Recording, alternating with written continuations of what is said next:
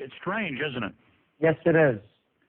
Amazing. Gerald Celente is our guest. Let's jam in one more before we go to break. Mark in California, you're on the air. Go ahead. Hey, thanks for taking my question.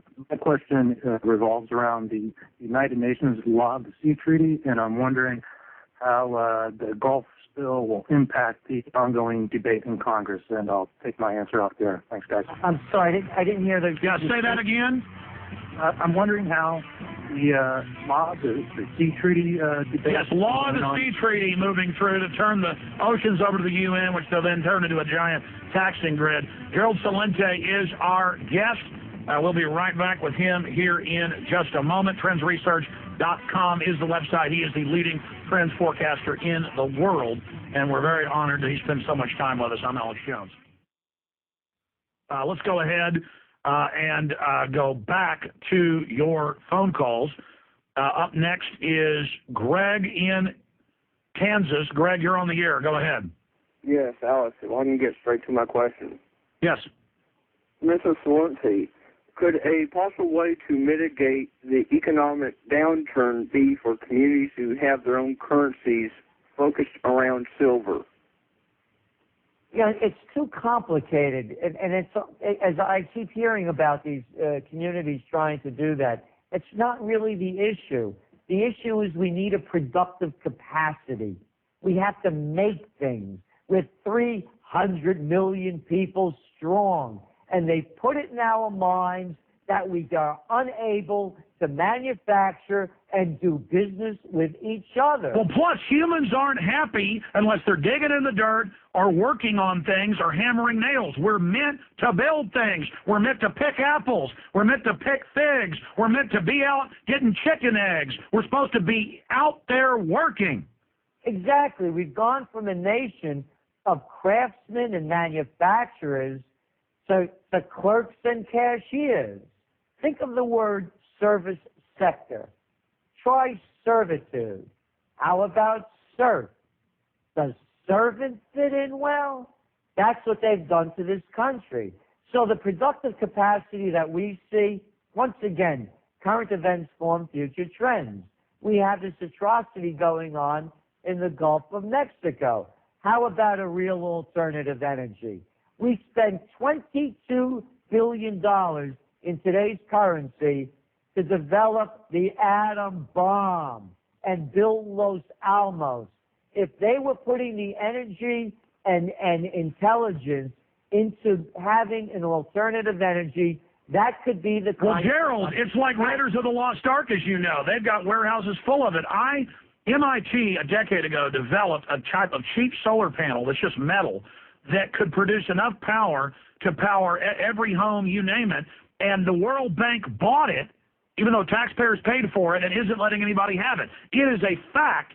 They are suppressing, as you know, just the Valhalla of energy because they want us dependent on them. Exactly. And the other point is, look what got us out of the 1990s recession. It's simple. It was a productive capacity. The Internet revolution.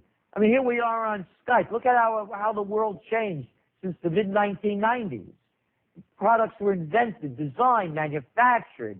And now with cybersecurity, they say every IT person will be government certified. The entire Internet and all computers will be under government certification for what you can build. They're creating a new dark age there. They've taken over healthcare. They're taking over the ranches, the farms. They're taking over the Amish.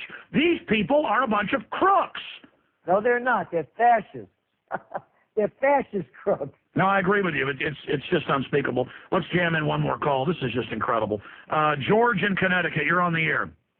Hi, Gerald. I think an idea I've had. Why don't we have a simulcast with all the free thinkers like Alex and Gary Null that you've been on, and the guys that are growing in audience, and that also have an idea. Can you also give us the best battle plans to bring down these bankers and basically short-circuit this possible war they want to... Well, I'll tell you what I'm going to do because we're almost out of... Gerald, I know I'm twisting your arm here, but can we go to break, come back with just 5 minutes without calls so you can cover solutions? Because I keep getting emails and calls off air saying solutions. Sure. Okay, great. Let's jam in one more call before we go to break, and we'll come back with 5 minutes of solutions, and I'm getting into other news here. Oh, because we've got to let Gerald go. He's got work to do. Let's go ahead and talk to Dan in Alberta. Dan, you're on the air. Yeah, I'd just like to ask Gerald what he thinks about BP and Goldman Sachs selling their shares during the slower part of the year, and also if he thinks this Guantanamo Bay will finally be moved if Cuba is covered in oil. And thanks for taking my call. You know, that BP issue is very, very significant. And, you know, I don't believe this guy, Tony Hayward, the president, that little slimy cat out there, has sold, a couple of 100,000 shares just before all this happened. Yeah, he sold 35% of his stock days before. Goldman Sachs sold 44% of his. A record sale. Coincidental. Nobody's that great a speculator. And the other, I mean, did you hear this guy? BP will make it right. We'll fix it. Who are they kidding with this stuff? No, it's an inside job at some level. It's all an inside job. The only way you make hundreds of millions of dollars is being on the inside and knowing how the game is rigged. So that's the way I see it. Wow, well said. Absolutely. I mean, the way they won't anybody fix it. Obama wants to get his carbon tax now and saying, oh, it's a tax to clean up the Gulf. Total baloney. We'll be back with Gerald Celente to get some final solution points from him. Stay with us. Gerald, again, they're really taking the gloves off. What do you expect them to try against us in the future, A? And then B, what are some basic solutions to not just protect ourselves individually, but turn the tables on them and take things back at the state level? How do you expect the Tea Parties, as you said 3 years ago, that you predicted, the Second American Revolution, you called them tax protest groups. How do you see them morphing to the next level that you predicted? All right, on the first level, when they lose control, they attack, and that's what the media is doing. People are reading less and less of those publications and watching less of those news broadcasts that you mentioned. So anytime, you know, they're going to do anything they can to discredit those that aren't members of the club. The Tea Parties are only the first step, and we see it going into something greater and more inclusive. They will demonize anything they possibly can, but it'll be unsuccessful in the long term. Again, you pointed out, and as we saw, Sarah Palin has put her imprimatur on it, and others, these talk show hosts. So they're trying to hijack the Tea Party, so therefore they're trying to demonize it in some levels. But that's just the beginning. The other question about the solutions. It makes news when these politicians show up somewhere and all of a sudden they start getting drowned out by crowds, just like Pom Pom Pelosi did yesterday as she was shouted down for the continuation of the wars and all the other backtracking that she's done. People have to get involved. And it all starts within.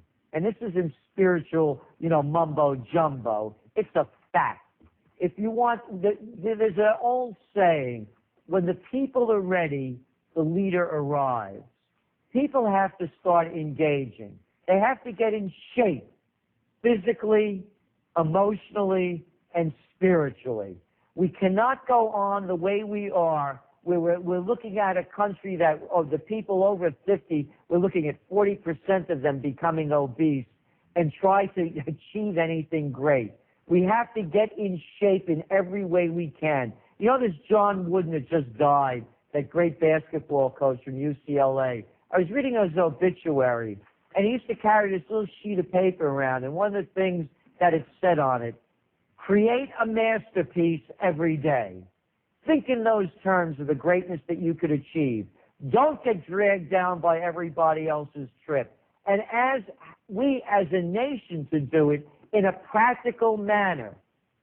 I don't buy anything from China. Well, here's an example to interrupt briefly, and I'll let you finish up and let you go, Gerald. I was watching a documentary last night with my children about on PBS, on KLRU locally, about the history of Pluto and how a farm boy with almost no education built his own telescopes out of old tractor parts and mirrors, impressed the local observatory, would come in there on the weekends and clean it and polish the equipment for free when he was like 17, 18 years old, and then on his own would take these high-tech systems of the day that the observatory didn't even know how to properly use and take photographs at night and then overlay them, and on his own found Pluto when he was like 20 years old.